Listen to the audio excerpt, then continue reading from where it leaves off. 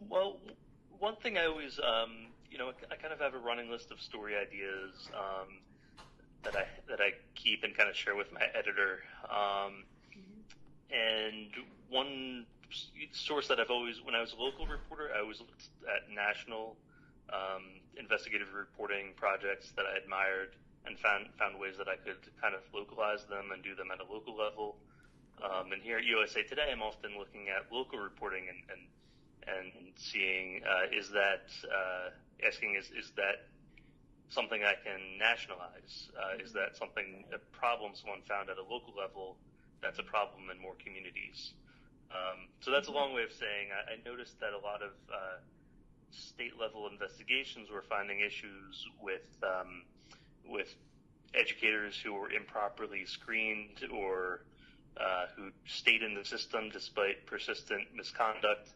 And the idea was to gather records from all 50 states and compare licensure and discipline data and see if there was a broader national issue with teachers moving from state to state after they were disciplined for misconduct.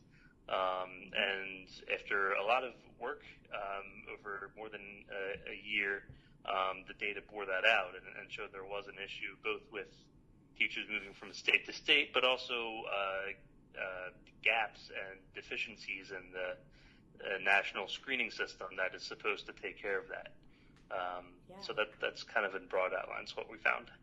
Interesting. Yeah. So you said it took like over like a year of investigating when you were looking into it. Could you perhaps give us like kind of a broad overall timeline of your journey in writing the actual story? Sure, it's actually closer to 2 years. So Oh I wow.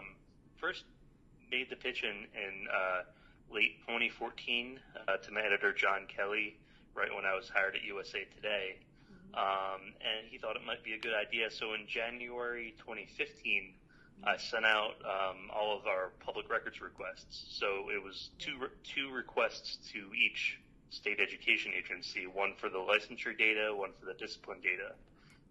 And so that's 100 requests under state open records laws, and it took most of 2015 for me to chase down every agency and make sure they responded and that we got the Wow. data. And in some cases, I had to kind of pull the data from it's called scraping, where you pull down data from the state websites. Oh. And where it was difficult, or they tried to charge thousands of dollars for access to the data, you can kind of run a program that'll extract the data from a lookup system. But anyway, it took most of 2015 for us to get the data, and toward the end of that year, I was able to start running the analysis on it. And by early 2016, I had our late 2015, early 16, I had our findings, the kind of the core findings of the series, and was able to kind of put write the story actually, and put it together. And I think we published in February 2016. So it was a very long road to getting a story in print. Wow. So would